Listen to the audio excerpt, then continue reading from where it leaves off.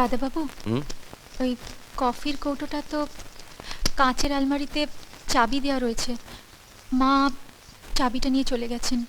Coffee করে দিতে পারবো না। মা কোথায় গেছে? মা আর পিসিমা গোবর্ধনদাকে নিয়ে একটু বাজারে গেছেন। ও, চা করে দিই? আমি চা খাই না, আমি কফি খাই। মা সেটা খুব ভালো করে জানে। ছাড় তো, যাও তুমি চা করে নিয়ে এসো। না, আমি চা খাবো না, আমি কফি খাবো। কফি ছাড়া অন্য কিছু আমি খাই না। পারো তো কফি করে আনো। কিভাবে করবে আমি জানি না। তোর জেদটা না বড্ড বেড়ে গেছে। বেড়েছে, তবে সবার উপর নয়, শুধু মায়ের ওপর। আরে এত বছর বাদে ছেলে ফিরলো বাড়িতে, মায়ের এটা কোনো হুঁশ নেই।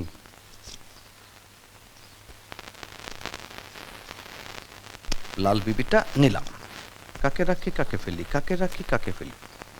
দোর কালো বিবিটাই ফেলে দিই। ইয়াস, এই তো এটাই তো চাইছিলাম। হ্যাঁ, কফি। আমার হয়ে গেছে, থ্যাংক ইউ। হয়ে গেছে। হ্যাঁ, যা, কফি। তাসে জিতছে, ভালোবাসায় হারবে।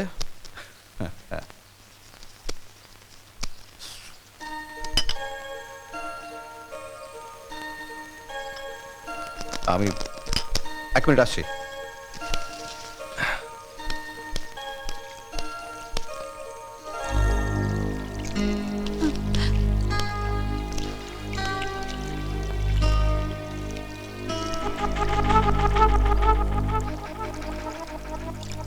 দেখি,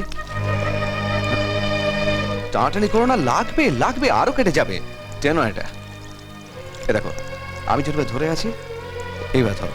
আচ্ছা দাও, হ্যাঁ এইভাবে চেপে ধরে রাখো। হ্যাঁ, নড়বে না, আমি আসছি।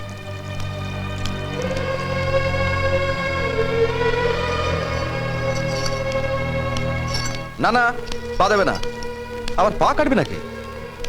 দেখে আঙুলটা, আঙুলটা দাও। আলমারি কাঁচটা ভেঙে ফেললে। আপনি যে বললেন কফি ছাড়া খাবেন না। তোমার মাথায় কি গোবর পোড়া? বুদ্ধি শুদ্ধি বলে কিছু নেই, তাই বলে আলমারি কাঁচটা ভেঙে ফেলবে? তার মানে আমি যদি বলি যে বাড়িটাতে আগুন লাগিয়ে দাও, তুমি তাহলে আগুন লাগিয়ে দেবে? হ্যাঁ, শোনো, দয়া করে এই ব্যান্ডেজে জল লাগাবে না। আচ্ছা, এবার যদি মা আর পিসিমা ফিরে এসে দেখে যে তুমি আলমারির কাজটা ভেঙে ফেলেছো, তাহলে তো হয়ে গেল, চাকরি খতম। না, একদম যাবে না, তুমি একদম হাত দেবে না এতে, আমি তুলছি। আমি তুলি না। না, ভাঙচুরটা তুমি ভালোই করতে পারো দেখছি। বিজয়, কি করছিস তুই? তা কি করবো? তুমি জানো যে আমি চা খাই না কফি খাই, আর চাবিটা ঠিক তুমি বাজারে নিয়ে চলে গেছো, ভাঙতে হলো। উমা, সে কি? এই রাধা, তুই এখানে হাঁ করে দাঁড়িয়ে কি দেখছিস? কাজগুলো তুলতে পারছিস না? আমি তো বললাম আমি করি।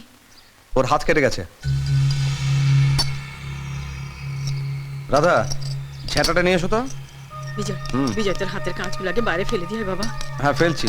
দেখো কি করবে। গোবর্ধন, এই কাঁচগুলো একটু ঝাড় দিয়ে ফেলো না। এরপর রাধার কাছে চাবিগুলো দিয়ে যেও। বৌদি, দেখলে রাধার হাতে ব্যান্ডেজ? কাজটা মনে হয় ওই ভেঙেছে। ওই বড় কাজটা তুলো। রাধার প্রতি তোমার ছেলের দরদ একটু বেশি বলে মনে হচ্ছে না? আমার ছেলে তো, গরিবের পর একটু দরদ থাকবেই। বস্তির মেয়ের প্রতি ছেলের দরদ দেখে আজ হাসছো, আজ বুঝবে না, বুঝবে কাল। মাথা চাপড়ে পারবে গাল।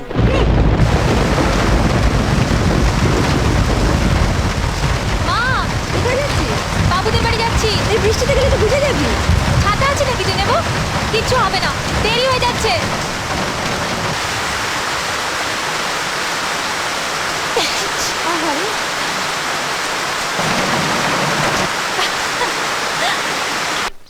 কি ঠান্ডা লেগেছে?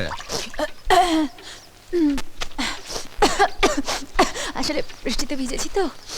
বৃষ্টিতে ভিজলে কেন? ছাতা নেই? না। তা ভিজে শাড়ি পরে থাকলে যে জ্বর হয়, সর্দি হয়, জানো না? তাও ভিজে শাড়ি পরে কাজ করতে এসেছো? আমার তো একটাই শাড়ি। সে কি, তোমার মাত্র একটা শাড়ি? মা, ও পিসি, তুমি এখানেই আছো? ভালোই হলো। পিসি তোমার একটা পুরনো শাড়ি দাও না, বেশ নরম নরম। শাড়ি? হুম, শাড়ি দিয়ে তুই কি করবি? আমার দরকার আছে, দেবে কিনা বলো? ও মা, তুই আমার একমাত্র ভাইপো, তুই চাইছিস আর আমি দেবো না, তাই কি কখনো হয় রে? তা বাবা, আমার তো সব বেরোবার থান। কেন, তোমার সেই লাল শাড়িটা ওই সেদিন যেটা আমায় দেখালে? ও, ওই শাড়িটা? ওটা তো তোর পিসেমশাই দেওয়া শেষ উপহার। ষষ্ঠীর দিনে আমার হাতে শাড়িটা দিয়ে বলল, নলিনী, কোনোদিন তো তোমাকে কিছু দিতে পারিনি, তাই ধনেখালি থেকে আজ এই শাড়িটা তোমার জন্য নিয়ে এলাম। সেই যে দিল, আর চোখও বুঝলো, তা ওটা বাঁকার বইয়ের জন্য রেখে দিয়েছি। ও, তাহলে ওটা আমায় দিতে হবে না। না না, সে ওর বিয়ে যবে হবে তবে দেখা যাবে। তুই দাঁড়া, আমি নিয়ে আসছি, আর না। দাঁড়া। তুই বড় মুখ করে চাইলি আর আমি তোকে দেবো না, তাও কি হয়? আরে হুম, তোর কি ব্যাপার বলতো? না ওই যে আমার সব শক্ত শক্ত প্যান্ট, তারপরে ওই যে মার দেওয়া ইস্ত্রি করা সব পাজামা খচমচ খচমচ করে, তাই ভাবলাম তোমরা কতগুলো পুরনো শাড়ি দেবে, আমি বেশি লুঙ্গি করে পরবো। ও এই কথা, তা তুই আমাকে বললি তো পারতিস, আমি তোকে 4টে শাড়ি দিয়ে দিতুম। আবার পিসি কি বলতে গেলি এই জানি? যে, আনুক এই যে না। বাবা, হ্যাঁ? এই নে বিজয়, এই নে। এনেছো? বাহ, হ্যাঁ এটা সেই লাল শাড়িটা না? হ্যাঁ দাও মা। তা হ্যাঁ বাবা, হ্যাঁ? এগুলো দিয়ে তুই কি করবি? ও লুঙ্গি করে পরবে। ও মা, রাধা, রাধা, চট করে একবার মায়ের ঘরে এসো তো। ওই হারামজাদিকে আবার ডাকছিস কেন? ওকে নিয়ে তো আসল খেলা। এই যে রাধা, এই দেখো, এই 4টে শাড়ি মা আর পিসিমা তোমাকে দিল, আর তোমাকে একটা শাড়ি পরে সারা বছর কাটাতে হবে না।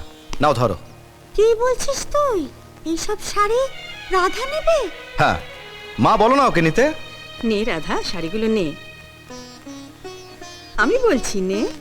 ব্যাস, মা বলে দিয়েছে, নাও ধরো। গুড। এবার এই ভিজে শাড়িটা পাল্টে এ থেকে একটা শুকনো শাড়ি পরে ফেলো, আর বাকি শাড়িগুলো বাড়ি নিয়ে যাও। আমি যেন আর কোনোদিন না দেখেছি যে ওই ছেঁড়া আর ভিজে শাড়ি পরে এ বাড়িতে ঘুরে বেড়াচ্ছ। যাও যাও। ওরে বিজয়, তোর পিসে তো শেষ উপহারটা তুই দিয়ে দিলি ওই বস্তির মেয়েটাকে। দিলাম। আচ্ছা, তোমাদের কেন নজরে পড়ে না যে রাধা সকাল থেকে একটা ভিজে শাড়ি পরে কাজ করছে? তুমি তো রোজ রোজ ফিনাইল দিয়ে ঘর মোছাও, সপ্তাহে সপ্তাহে পর্দা কাচাও, কার্পেট পরিষ্কার করাও, কিন্তু যাকে দিয়ে তা করাও সে যে একটা ছেঁড়া ময়লা শাড়ি পরে তোমার এই ঝকঝকে বড় লোকের বাড়িটায় দিনের পর দিন ঘুরে বেড়াচ্ছে, সেটা কেন দেখতে পাও না? তাকে পরিষ্কার রাখলে তোমার ঘর দোরও পরিষ্কার থাকবে, আর রোগ বীজাণু ঢুকতে পারবে না। এটা কেন বোঝো না মা? তাই তোমাদের ভালোর জন্যই আমি কতগুলো পুরনো শাড়ি রাধাকে দিয়ে দিলাম। আরে চলো, তোমার জন্য কখন থেকে রেডি হয়ে আছি, চলো। আসিবা আসিবা, আসি মা। আমার রাধাকে আগেই কয়েকটা শাড়ি দিয়ে দেওয়া উচিত ছিল। তাই বলে আমার ওই লাল শাড়িটা